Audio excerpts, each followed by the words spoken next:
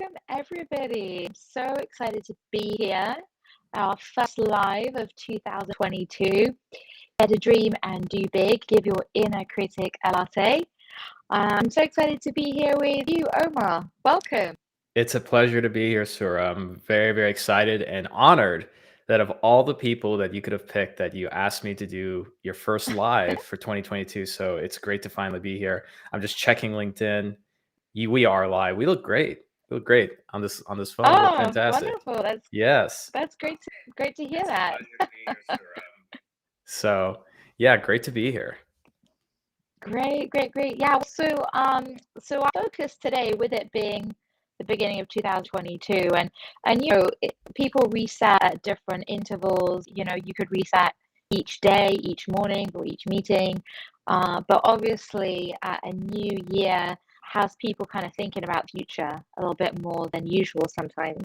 And so, wanted to spend some time today, thinking about how we might be able to do that. A tool or two to kind of be able to get us into that dreamlike state, get us into that bold thinking, and why we might shy away from doing that sometimes. But before we do that, I just wanted to give everybody who is joining, and thank you so much everybody who is joining and has joined. um, just wanted to give them an opportunity to get to know you a little bit better. I've obviously known you many years as an extraordinary creator, marketeer, specifically, across the board, but, obviously with medical, and not to mention, founder of a fashion company for gentlemen. So I just wanted to give everybody a chance to get to know you a little bit before we get into the dreaming and doing and latteing and critics. Absolutely, absolutely. Yeah. So, I think a great place to start is before getting to the question, like who I am as a person. So, I'm a husband. I have a wonderful wife that Surah bared witness to me falling in love with and getting married to.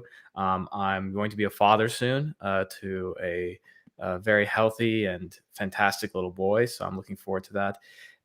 And aside from that, I like to think of myself as sort of an artistic scientist, if that makes sense. I'm very much drawn to self-expression, doing things that may not work, doing things for the first time, doing things that are very public and genuine and thoughtful.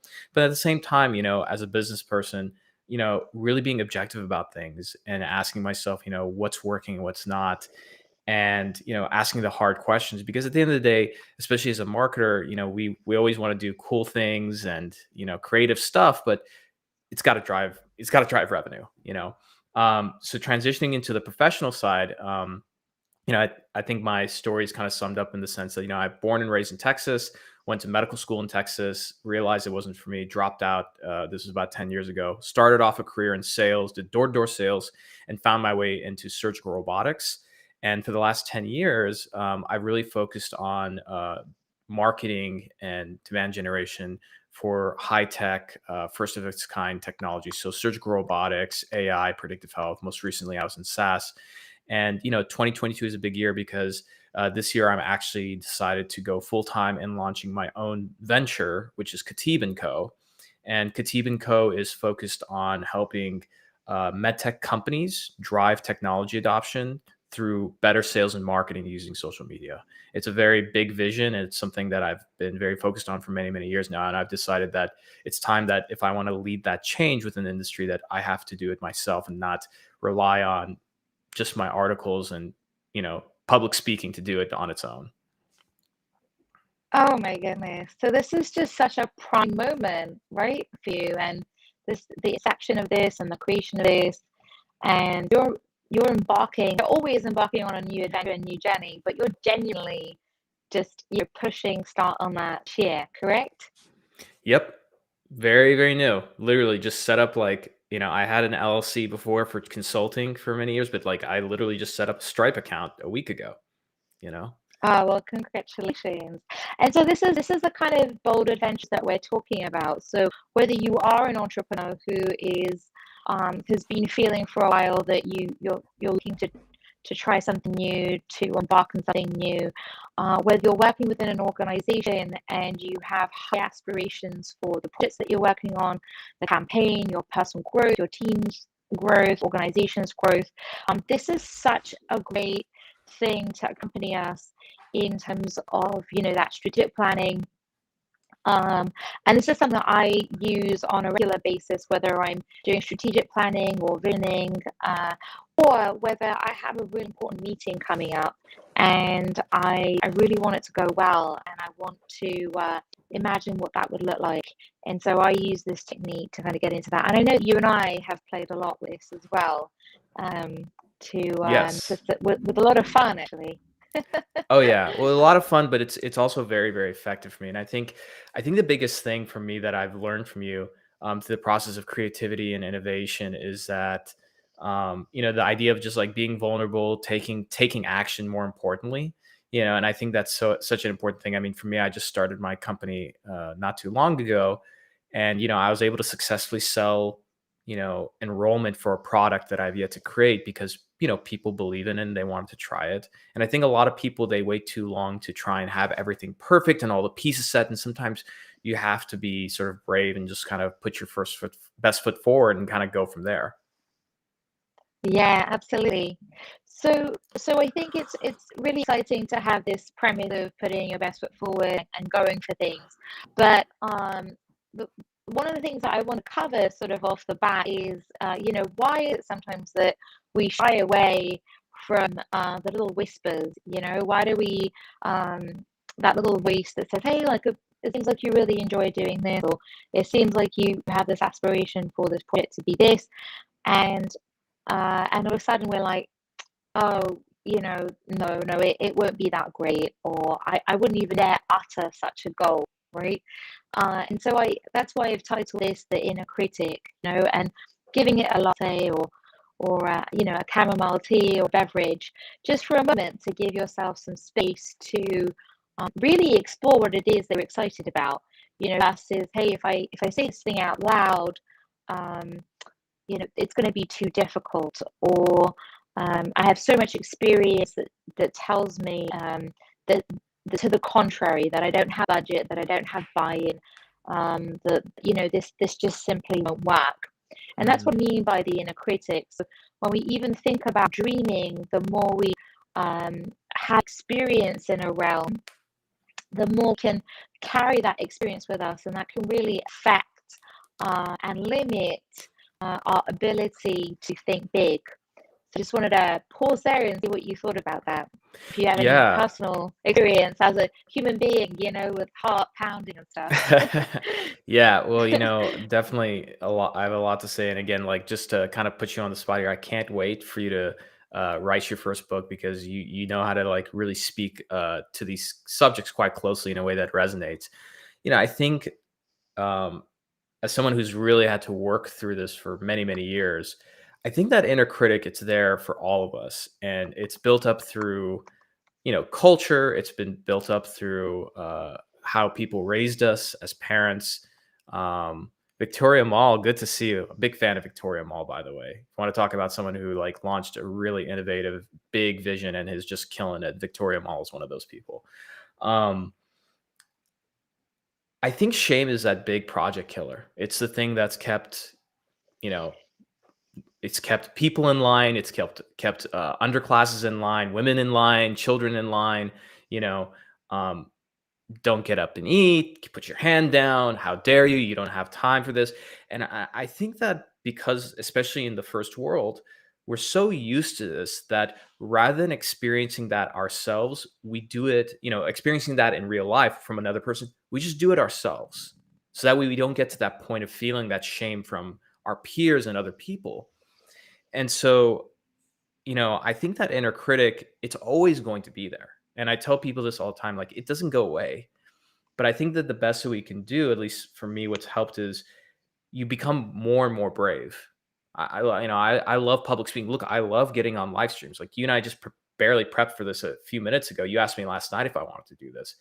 I was still afraid to do this. I still got nervous. I was like, if I say something wrong, but that doesn't bother me anymore because I've spent so many years building up the courage and bravery and excitement and confidence that just outweighs that every single time. And I think that's where it really starts. And I think, giving a critic a latte is a really good way to put it, because it's always going to be there. And sometimes we have to, I think the most important conversation that we're going to have is a conversation with ourselves to say, yeah, you know what? Maybe it won't work. Maybe it will do this or that. But what if it does?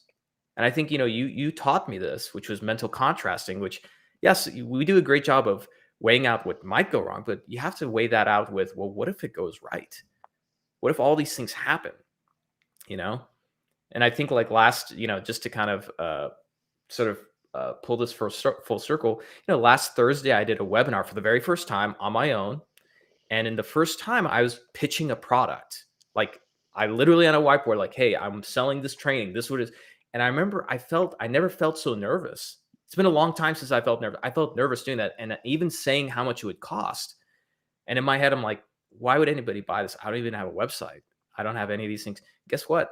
3 people enrolled in that course live. And it wasn't a cheap course either, So I think, congratulations. That's wonderful. Thank you. Yeah. So I think the big thing is when you have that inner critic, how do you take action in a way that starts to silence it? And that doesn't mean you take action in the hopes that something goes right. It's just the fact of taking action. It's just like, oh, that wasn't so bad. I'm still alive. Right. Yeah, you're still alive. You're still alive. I love that you say that. And again, congratulations on selling already some of this course that's to be created. That's super exciting. So you knew that you were going to create this course and you did it anyway. And so we're going to backtrack because there might be some things that we don't even know yet that is in us that we want to do, because it's such it's such soft whisper, we're not even at the point of even able to vocalize it or give it any breath or some space. And creativity and innovation, this is the moment where we nurture the idea to see the potential of what it can be. Will it be a weed, or will it grow to be this magnificent tree, this oak tree? And then only in nurturing it and giving it the space to grow, are we able to kind of later on step back and say, yes, this is something that we wish to pursue. This is in alignment strategically, or actually, no, this, do not pass go, do not collect 200. Mm-hmm. So how do we, and the thing, as we mentioned, is that, when in a kid-like mindset, if you've ever, you're about to have a son, and I'm sure that you've been, you were a kid once, I'm sure, and still am. There's just this, still am, right? Yeah, and there's just there's no sense of what can't be done. There's no sense of experience or limitations or budgets. It's just, why not? Let's get a ladder and we can climb it to go to the moon. That it just. That's what we're doing. But as we become adults, we gain some really great skills, and that's probably what's kept me alive. I'm sure it's kept you alive. And so with that, we've got the experience of if you put a ladder in the air, then it's probably going to fall, and you're probably going to break your legs, and you might hit somebody, and then there might be a lawsuit, and you might get a splinter in your finger. So don't even think about a ladder. Yeah. So as adults, we suddenly have, and the more expertise, like you've been in medical for how many years, the more expertise that I have in an area, the more that I bring that luggage with me, for every kind of new venture, and I think it's going to help me. But in innovation and in creativity and in creating anything in life, that can actually hinder us. And that's kind of what we're here to explore today is how do we push pause on our expertise and give that space for that childlike mindset. Because if you think of anything that you've now thought of as commonplace, I'm always so excited that my grocery can be delivered to me in an hour. That just baffles me to no end. Or that there is a possibility that I could live somewhere on the other side of the world and not get killed. through Airbnb, for example. And all of these things we now take for granted, but at some place they seemed absurd or ridiculous. So how Yeah. do we tap into that for ourselves? That thing that later on, when this thing is success and everyone's looking at you and saying, well, of course Omar was going to do that, right? Yeah. But it isn't, right?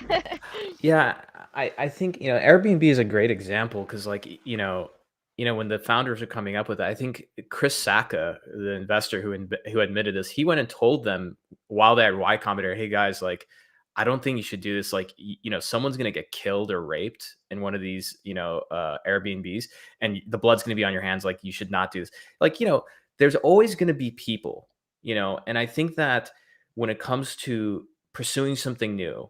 I mean, and it doesn't have to be that crazy. I mean, you're in a company, you decide, hey, we're going to try this new approach to marketing. You know, the world never makes sense until it does. And, things that never worked before never work until one day that they do. And I think it's because when we look at, if a critic, whether it's ourselves or somebody else, when we look at something, we're thinking about the 4 or 5 different ways that it's not going to work. Except there's a 6th way that's not within our framework or our mental models that actually does make it work.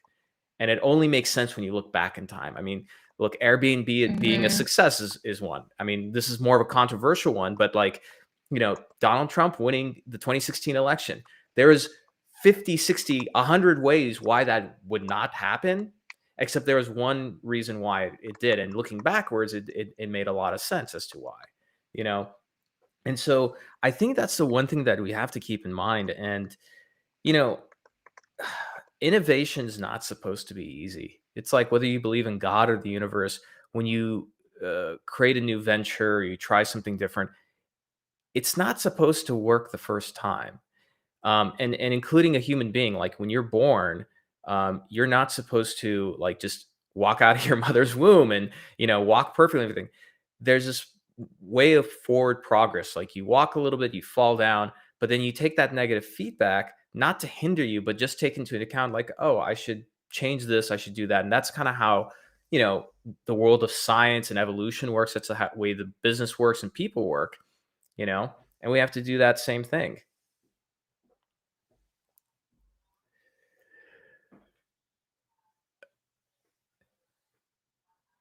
And I'm going to uh, uh, buy a little bit of time. I think Sura had her connection cut off, so that's okay. But while we're doing that, I'm going to take some questions. So Sakura Pickett says, not to be that attendee, but psychology speaks of the inner critic as a safety mechanism. Giving it a latte is a great way to push past that and embrace the change and spontaneity. Yeah, absolutely. I mean, look, I would say that evolutionary psychology exists for a reason, to your point. Again, like it kept us from getting killed by a mountain lion or saber-toothed tiger, but thousands of years later, there's no more saber-toothed tigers. But like when you and I go walking, right, and it's dark, we hear a twig snap, we both get tense, right? And it's mainly because if you think about the brain, beneath the cortex, beneath the midbrain, you have that brainstem, that primitive brain, that lizard brain that focuses on all these things, right? And so when you lose a job, right, it feels like you're going to die. Even though you lost your job, you live in the United States. This is the most safe and wealthy country in the world, but it feels that way because from an evolutionary psychology standpoint, our brain did not evolve to take in that kind of change, right? And so that's why I think mindfulness and managing one's psychology has become so much more important because with all these technologies and things coming forward, we have to be able to manage ourselves and how we feel about those things. Let me see. I'm gonna text Sura because I'm sure Sura is freaking out right now because she got kicked off. But I'm gonna tell her that hey, all good. I'm entertaining everybody.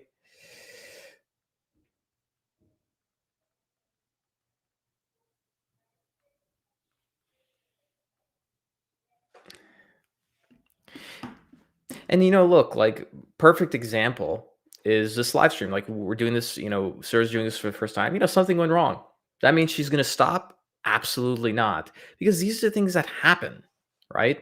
And if we always focus on the things that go wrong, then nothing ends up being accomplished. But like, let's look at the good things that end up occurring from this live stream. Few people joined, right? Caroline Castile joined. Thank you, Caroline. So there's different people being exposed to these things, right? I mean, look, we're literally on a live stream. Something went wrong. The host got disconnected, right? But these things happen. And what I'll tell you is that from my experience in the startup world, I can't tell you every single startup I've been at, especially the ones that were wildly successful, there were multiple times that the startup should have just failed. Right. And when you're in those moments, you're like, this is not gonna work. Like this is just gonna fold. But when you focus so much on what could go wrong and focusing on the things that are going wrong, you end up getting more of that in your life. Right. There she is. You're back. I did it. Hey, look, you Hey. can ask the audience. I did a great. Well, for whatever it's worth, your sound quality and video quality has improved. So, like, look, something that was a negative turned out to be a positive. And my point was that this is life. This is like, This look, is life. This is yeah, and life. you know, I'm not a particularly, I don't consider myself religious in the sense of religion. Oh, and she just got kicked off again. I spoke too soon. I spoke too soon. Um, but what I was going to mention was that, you know, when negative things happen, you try something new and it blows up in your face, right? Sometimes looking at that is, as a negative event is the wrong way of looking at it, right? Sometimes you can reframe things. I think the power of reframing is really important. Perfect example of it. I mean, we can think about it in the sense of a startup or business, but simple exercise that when you're driving and let's say you miss a turn, we all do the same thing. We get pissed, we start cursing, but instead ask yourself, you know what? I missed that exit. It's going to take me an extra 5 or 10 minutes. Maybe that was a signal I'm rushing and I'm going to get in an accident. Maybe that extra time I can listen to some podcast. And she's back. Hey. Oh my goodness. This is so much fun. Welcome to the world of live streaming. But Welcome to the world of live streaming. But just to catch you up, I mean, what I was telling everyone is that, like, look, like this is your first live stream. Shit happens. Something went wrong. But you take those little things that went wrong into account to adjust so that the next one gets better, so on and Yeah, so forth. Right? It's just like a baby walking. exactly. Like, when my kid's born, Exactly. yeah, he's gonna fall down when he starts walking. I'm not gonna look at him and be like, just you should not walk anymore. Don't worry about it. Yeah, don't bother walking for the rest of your life. Absolutely. Exactly. Yeah. Exactly. Yeah. Well, Omar, I'm so grateful that you're here, like in so many ways. So, just I'm the before perfect I guest to fill the time if there's you technical so you difficulties. so are. You so are. It's amazing. And one of the things that I noticed before I got disconnected was somebody was talking about and about like the inner critic Mhm. and how like the I think essentially what was being put in the comment is that the inner critic plays a role, and I'm in total agreement that the inner critic plays a role. And I think if we are not listening to that side as well, then that can get us into trouble. I think I overheard you talk about a saber-toothed tiger, and our fear response and our inner critic is there to serve us, to be of service to us. But the I think the invitation here is not that we ignore our inner critic, but it really simply is, can we just take a moment where our inner critic isn't quite as loud, because it's generally there on a hyperloop, trying to keep us safe. And so can we just give it a little pause, just to give a moment for our dreams to emerge. And then Yeah. once we've done that, once we've identified, the strategy or the vision for the campaign or the project or for our life, then we can, go back to, okay, well, what resources do I have, and how is this feasible? We can always Exactly. bake feasibility into something that's new and exciting, but it's really tough to bake new and exciting into something that's already feasible. And I think Yeah, that's just you the can't. invitation, because the more we are in our adult like mindset, the more we're naturally in that space of feasibility, how do we do this, how do we, like we and the thing is if we do that, we're just going to keep repeating and doing the same thing time and time again. Y- And so, Absolutely. that's really the intention. That's exactly right. And something that I'll mention is just that it's a process. I've really, you really showed me the value of design centered thinking and innovation, because there is a framework, there's an approach to it. It's very easy to be like, oh yeah, just dream big and everything. It's not that easy. And even myself, I've had to Right, go back to some of your frameworks a week ago, just because when I was trying to think about what do I want to accomplish this year, you need frameworks to like really push your thinking. And the reason why that's important is that if you push the thinking, you're able to envision and visualize what it is that you're trying to go after. And wishful thinking is meaningless, but when you have that vision every single day and you write it out, you have a plan towards it. That's what you're orienting yourself to take action towards. And the mind has a really amazing way of figuring out a way to get those things. At least in my experience, people who are negative, that's all they get. And so one piece of advice I tell people is that when you're trying to really push your thinking, 10x your dreams, etc., you have to be ruthless with the ones that you love and your friends and family, because they're going to be people who on their own, because let's say they care about you, their negative thinking and their doubt for something they have no idea about is going to affect you. And so even me, look, I mean, right, I think Sura, you and I can relate to this because we come from very similar cultural backgrounds. When I was launching my business this year, and again, I'm having a baby, right? My wife right now works pretty part time, so it's on me. And so when I told my parents that, hey, I'm launching a business this year, the first thing they're going to start worrying about is, oh, you're having a baby and everything. And I told them ahead of time, I said, listen, I do not need you to worry for me. I'm taking care of that. I don't need you to ask me questions about. I just need positive energy, positive encouragement. That is it. Right? That's it. right, And if you right, cannot provide that, we cannot have discussions about this. And it's the same thing. I mean, there's some right, some people who I'm acquaintances with. I've had to cut them off because I know that if I try and talk about anything that I'm doing right now, they don't get it, which is okay. It's not for them, but I don't need that getting into my head. It's already, your inner critic is already tough to deal with. You don't want to deal with the inner critic and, in reality, people who are just going to be naysayers and doubting you. You don't need that. That's too right, much. right. It's too much, it's too much. And so that's, in the innovation process, we call it, like that's the incubation period, where you're safeguarding, you're protecting the idea, you're nurturing it as if it's, like a little duckling. There's a And then little so that's duckling. that's That's really what we're right. doing in this process. So we've spent a lot of time on why we sabotage ourselves, and why our inner critic can be helpful, and how we've kind of the struggle is real.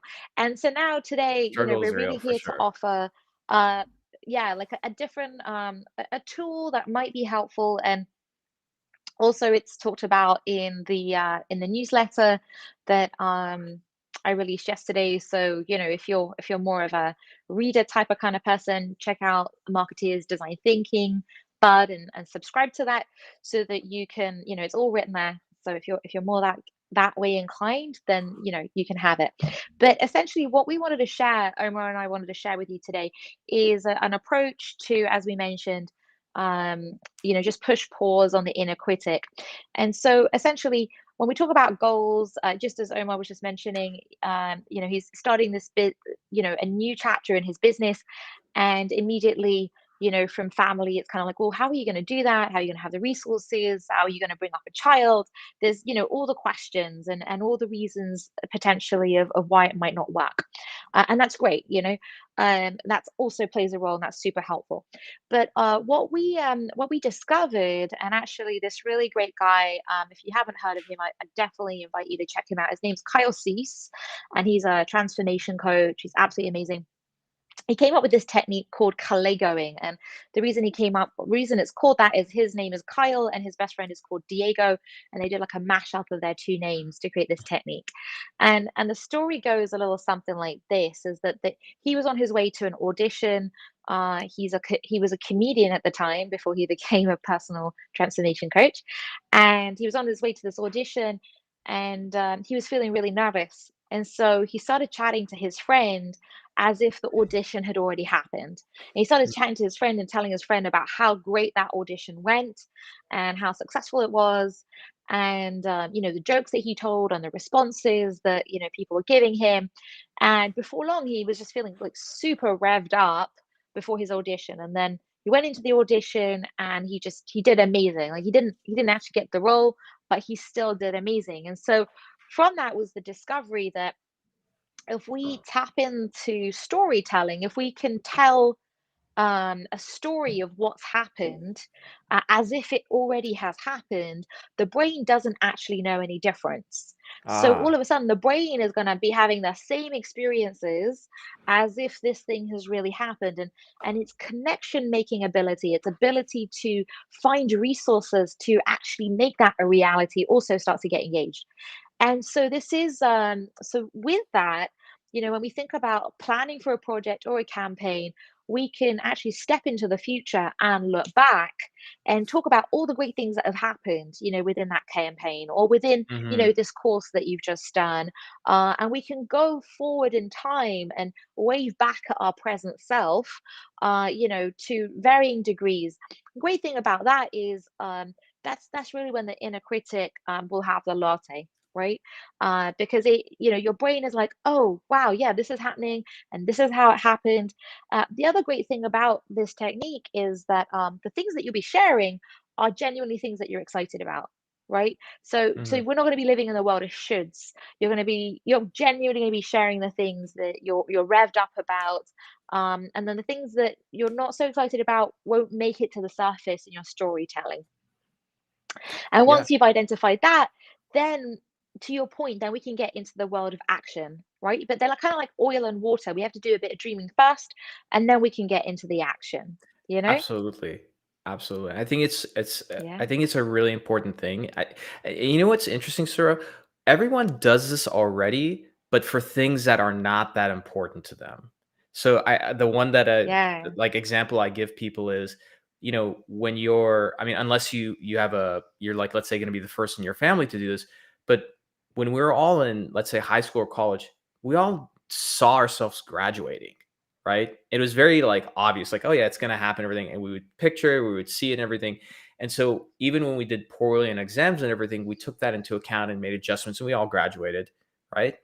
And I think that that Mm, process is so important because, putting something into the future to focus on, in terms of a goal to hit, taking emotions from the past that we did well, and it could be something as simple as tying your shoe or something, right? And attaching that future vision, it makes it easier to take action. And a lot of people, I think they think this is like a hocus pocus kind of stuff, but this actually works. And even if you look at, let's say, sports, the greatest athletes in the world, champion boxers, basketball players, they if you yeah. listen to when they win a championship, they all say some version of same thing, which is like, I was dreaming, I was visualizing, I was seeing this all the time. And the reason why that's important is that it gives you the confidence and emotional charge that as you're taking action, even Yeah. if you screw up, even if you make it, you're just taking that and correcting to keep moving towards that goal. Versus if you're trying to do something new and you keep focusing on the failure, when something goes wrong, you take that into account and correct towards failing, you know? And it's kind of like you set yourself up Yes. to fail from the beginning. Right, right. I'm curious, have you seen the new movie King Richard with Will Smith No, is it about good? Serena and Venus Williams? Oh, it's No, this I have not seen manifested over that. a lifetime. Really? Oh, It's called it's King so Richard? incredible. I'd highly recommend it.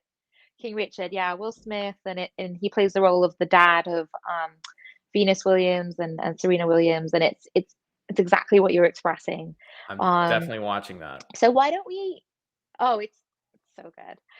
Why don't we why don't we give this a shot? Like, why don't we play with this a little bit? And, Okay. for those of you who have tuned in, or maybe those of you who are watching this later, the the the the simple steps is to go at some point into the future. It could be tomorrow, it could be in an hour, it could be in 3 months, and start telling the story of all the great things that have happened, all the things that you've experienced, how you've been feeling, and that's really the way to start living into some of that dreaming. And once you've done that, then you can get into the doing. So Omar and I are going to give this a go. I'm just being cognizant of time. Maybe we'll take a minute each, Omar, to play with it. So how far in the future would you like to go? Uh, that's a great.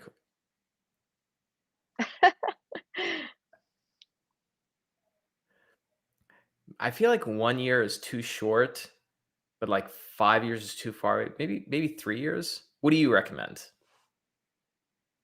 Oh, I Should was be. going to recommend 3 months. Oh, 3 months. Okay, 3 months. Yeah, you know what? No, no, no, no. That's a good one. No, no, that's a good one. 3 months because it's gonna make the vision a lot more specific. Okay, 3 months. Three Yeah, months. yeah. So January, We can February, we March. So can we're we can do a year after that. so we're so we're towards the Okay, so end of March. yeah, so we're towards the end of March, and you and I haven't spoken, so you're going to say to me, Surah, the last 3 months have been absolutely incredible.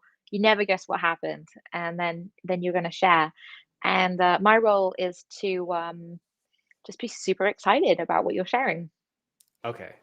All right. So you just all right. So I'm gonna just go and I'm gonna keep it concise too. Okay. Surah, you're never gonna believe how well things are going and what's happened in the last few months. Oh my gosh, Omar, tell me. I haven't spoken to you for 3 months. Tell me what's been going on. So so if you recall, I started this company because I had this big vision to actually change how marketing and sales is done in the world of medtech. And I decided a great place for me to start is doing this course, which I want to have recorded, but I needed to do a live course for as a training program. So January, I did a few webinars and I got about 20 students, which is insane. I was not expecting to have that many Wow, that's people. amazing. Yeah.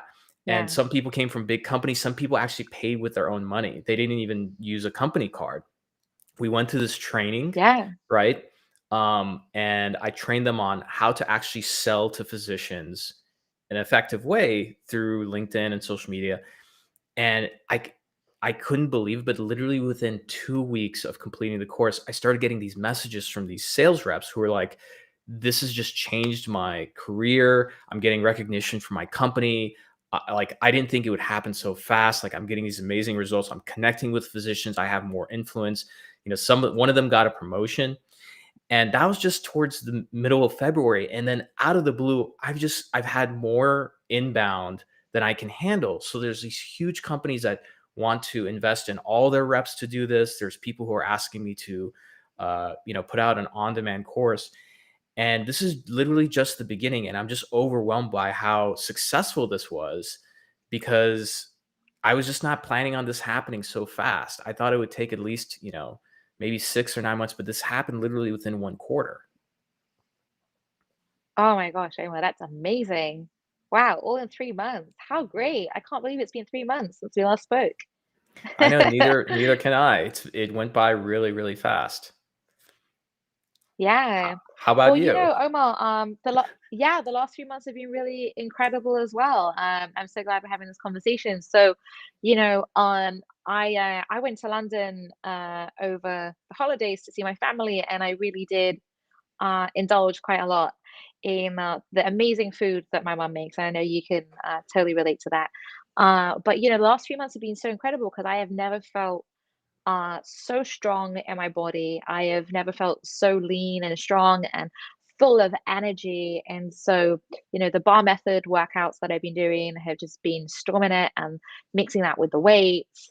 And, I'm just flying up those stairs and I am really quite impressed. Like I've never in my whole life felt the energy that I'm currently feeling. And I've always wanted to have a target of feeling that inner strength and out of strength. And that's just been, just like at first, like nothing was really happening. And suddenly it's like boom, boom, boom, like everywhere.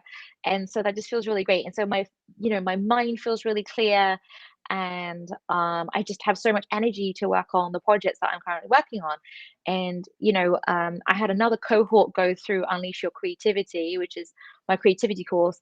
And oh my gosh, there was just so many people that signed up, and each individual was just having a personal breakthrough, and it just really brought me to tears because each person was able to bring their challenge, and they were just applying design thinking to that. And it was just incredible to see the way that the group supported one another. And it was just like people from all around the world had been joining. And so you just had like this whole pot of really cool eclectic people melding together, some in companies, some individuals, and they were just bringing their heart, the challenges that really mattered to them. And by the end of it, there was this massive presentation, and we did a like graduation. And I'm just so excited because now they're sharing it with their friends and with their family, and it's affecting their personal life as well as their professional life. So I could not be happier with and it's only been 3 months. It's so amazing. That's amazing. That's amazing. And how do you feel like every morning that you're getting up in this with these kind of results? You must feel really good. I'm just so pumped, like I can barely get myself to sleep. And Same I do here. because I'm going. I hate going to Yeah. I'm like a kid again. I hate going to bed now. Yeah, you just like can't wait to wake back up again. And oh, and I've got back into my reading. I know that you're a voracious reader, but I've been reading a book a week, and that's been really amazing. And so I just now I think about the characters. I've also been getting back into my fictions, so I think about the characters when I'm doing other things, and it's just such a joy to read again. And I'm also reading things that are creating my personal growth. So I am so excited that that has become, a part of my ritual again. That's awesome. That's awesome to hear. I'm really, really happy for you. Yeah. And so Omar, so we'll pause for a moment. So what you've just witnessed with us is us going back and forth. We did it 3 months into the future, but we can um, after that we could totally go like a year into the future, and then go 3 years into the future. And then the benefit of doing it with a buddy is that you get to kind of like supercharge somebody else's story.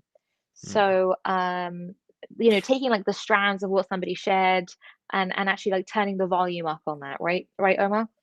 Yeah, and I was gonna ask your recommendation, sir, is that, I think some people when they do this, they might like write it down, which I think writing down is good, but it sounds like it's better to even find a friend or somebody to just say like, "Hey, we're gonna do this exercise. I want you to ask me how things are going. We're pretend it's 3 months from now," because there's something. There's more power behind it when you actually talk and speak about it, right? Is that true? Yeah, it is actually. It's like it's kind of similar. You can do it with writing, and people do process in different ways. And but the act of me expressing something to you, I mean, you could do this in front of a mirror and be super animated, but it's all about really feeling what you're saying. And there's something, so you could do it to a mirror. You can do it by yourself. You don't have to be limited to waiting to schedule something with somebody. But there is the act of exchanging energy, and that's kind of what gives this power. Because like I personally felt very excited as I was sharing the story, and I could hear your excitement.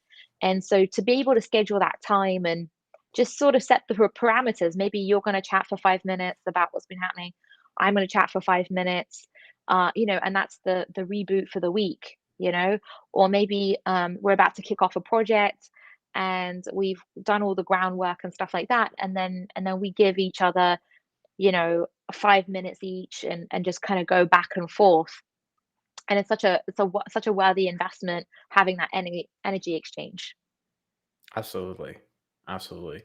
Yeah, and I think and Yeah, and yeah. and do you recommend if you do this as a buddy system, do you recommend like doing this at the start of each week, like with another entrepreneur or a peer and doing it, let's say every Monday? Do it once a week? Do you do it once a month? What do you I recommend? love that. Do you wanna schedule that, Omar? Yeah. Yeah, I seriously. was like, I don't I have Yeah, I would. I that was my indirect way of asking, do you want to be my buddy? Yeah. I'll be your Kaligo buddy. Yeah, I think there's a real power. I actually was doing this with a friend on Mondays. It's a great reboot. Like it's a great intention setting for the week. So it also helps, now that we've done this, like I know, like what my priorities are, for example, like how am I gonna plan out my week? Maybe you do it on a Sunday, so that's when you do your planning for the week, then it can enact within that, so you have your action steps because the next, there's the storytelling, there's the supercharging, which I'd love to do very quickly with you. And then after that, once we've done all of that, it's like, okay, well, what are the 3 steps I'm going to take to live into that future? So now that I'm super excited and my inner critic has had a chamomile tea, now let's get into the doing. Like, what are some tiny steps that I can take to actually start living into this future? Okay. So some tiny steps that I can take this week. One is I need to create a better landing page because I can't just send people to sign up for my Yeah. course and it's literally just here's the cost, give me your credit card. I need to put an actual better landing page together. So that's number one. Number Yeah. two is I'm going to interview some more sales reps just to kind of hear their problems, what they're struggling with, etc. And number three is just refine my presentation because I'm doing another live webinar again this Thursday. Oh, how exciting. Okay. And how can people find this webinar, Omar? Just go to my LinkedIn profile. You'll see it. It's going to be in the featured section. Ah, okay. Very good. Very good. Let's just put your details all the way up here. Fantastic. Great. So yeah, so the tiny steps. So then, for those of you that are like, oh, I would really like to try this out, I would recommend checking out um, the step-by-step process in the newsletter, which is the Marketeers Design Thinking Bud, just here. Great And newsletter, for by the way. me, my tiny I'm steps. subscribed. Oh, thank you so much. Yeah, for me, my tiny steps are to, just to continue with my workout regime. On a daily level.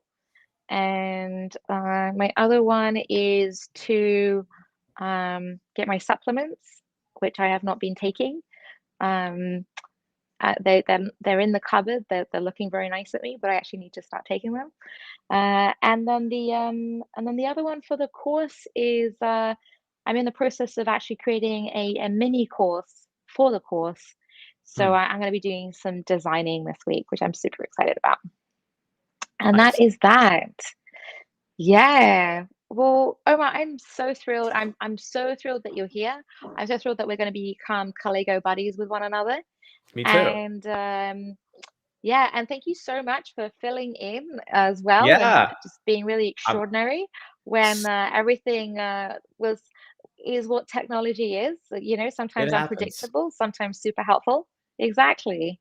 It Yeah. happens. Well, thank you everybody for joining, and please, as you do this, if and when you have, don't hesitate to reach out. And if you actually like to do this directly with me, let me know. I'm very excited to support you in your journey. All right. Thanks so much.